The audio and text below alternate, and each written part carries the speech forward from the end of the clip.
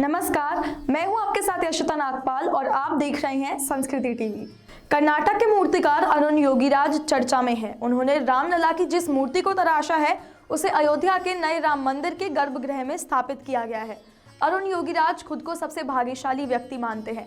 अरुण कहते हैं कि ऐसा लगता है जैसे कि मैं एक सपना जी रहा हूँ।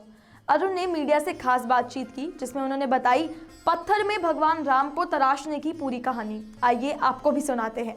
उन्होंने कहा कि उन्होंने कई मूर्तियां बनाई हैं, लेकिन इससे पहले कभी भी पूरी दुनिया को उनकी बनाई किसी भी मूर्ति का इतनी बेसब्री से इंतजार नहीं था। अरुण योगीराज ने 5 साल के राम के रूप की मूर्ति को तराशा है, जिसकी ऊंचाई करीब 51 इंच की है। उन्होंने मूर्ति को तराशने में 7 महीने लिए। मूर्ति बनाने की शुरुआती दिनों को याद करते हुए उन्होंने बताया कि वो दिन रात सिर्फ यही सोचते थे कि देश को भगवान राम के दर्शन कैसे करवाएं। सबसे पहले उन्होंने 5 साल के बच्चे की जानकारी जुटानी चालू की। 5 साल के बच्चे के अंदर राम भी ढूंढना चुनौती भरा था।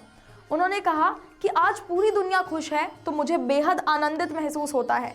रामलला सारे देश के हैं। रामलला पर देश की जनता का प्यार देखने को मिल रहा है।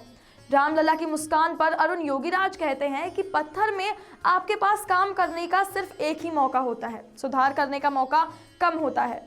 पत्थर के साथ एक भाव बाहर लेकर आना होता है। पत्थर के साथ आपको बहुत वक्त बिताने की ज़रूरत है। मैंने 1000 से ज़्यादा फ़ोटो सेव की थी। बच्चों के बारे में जानकारी लेने के लिए उनके साथ ज़्यादा से ज़्यादा वक्त बिताया। काम पर फोकस रखने के लिए बाहरी दुनिया से अलग हो गया था। अनुशासन बनाया और तय किया कि पत्थर के साथ ज़्यादा से ज़्यादा समय बिताऊंगा। अगले दिन के काम के बारे में होमवर्क किया और दिनचर्या में उस होमवर्क को शामिल किया। बच्चों के चेहरे को दिमाग में रखना था। किसी बच्चे की मुस्कान पर चेहरे में क्या क्या बदलाव आता है ये सब भी समझना था। मेरे रामलला ने मुझे आदेश दिया और मैंने फॉलो किया। चिंता ये थी कि देश के लोगों को ये पसंद आएगी या नहीं। अरुण कहते हैं कि काम तो मैं कर रहा था, लेकिन मुझसे ये बनवाया जा रहा था। ये रामलला ही तय कर रहे थे। पिछले 7 महीने मैंने पत्थर के साथ बहुत ही भावनात्मक रूप से गुजारे हैं। मेरा एक बेटा और एक बेटी है। मैं सिर्फ 7 साल की बेटी के साथ ही ज़्यादा समय बिताता था और काम करते वक्त उसे मूर्ति की फ़ोटो भेजता था। मैं पूछता था कि कैसी लग रही है, तो बच्ची जवाब देती थी कि बिल्कुल बच्चे जैसी लग रही है। मुझे काम करते वक्त ये भी टेंशन थी कि देश के लोगों को ये पसंद आएगी या फिर नहीं, मगर 2 दिन के बाद देश से इतना प्यार मिलेगा इसे मैं बयान नहीं कर सकता। अरुण आगे कहते हैं कि दीपावली के दिन वो अयोध्या गए थे और अयोध्या से उन्हें बेहद महत्वपूर्ण जानकारी मिली। वैसे आमतौर पर पत्थर में वो किसी भी चेहरे को महज 2 घंटे में बना सकते हैं, लेकिन रामलला की मूर्ति तराशने की स्थितियां बेहद अलग थी। उन्होंने कहा कि हमारे पास बहुत सी तस्वीरें और जानकारियां थी।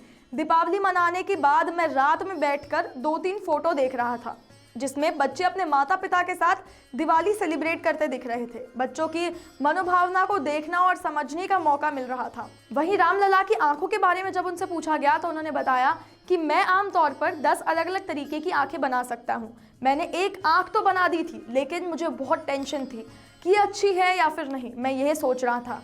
तब उन्होंने अपने एक दोस्त से पूछा कि क्या आंख अच्छी दिख रही है, तो उनके दोस्त ने उन्हें प्रोत्साहित किया। मूर्ति निर्माण होते समय अलग दिख रही थी, लेकिन प्राण प्रतिष्ठा के समय अलग दिख रही थी। उन्होंने कहा कि मुझे लग ही नहीं रहा था कि ये मेरा काम है, ये तो बहुत अलग दिख रहा था, जैसे भगवान ने अलग ही रूप ले लिया हो। जिस रामलला के साथ मैंने 7 महीने बिताए, जिस रामलला के साथ मैंने 7 महीने तक तराशी की, उनकी प्राण प्रतिष्ठा के बाद मैं खुद ही नहीं पहचान पा रहा था कि वो मेरी कलाकृति है। गर्भगृह में जाते ही बहुत बदलाव हो गया।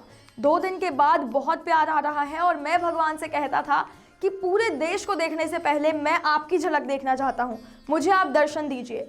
यही वजह है कि मुझे लगातार प्रेरणा मिलती रही। आपको इस मूर्ति को देखकर पहली फीलिंग क्या आई थी, हमें कमेंट सेक्शन में ज़रूर बताएं और ऐसी तमाम जानकारियों के लिए देखते रहिए सिर्फ और सिर्फ संस्कृति टीवी।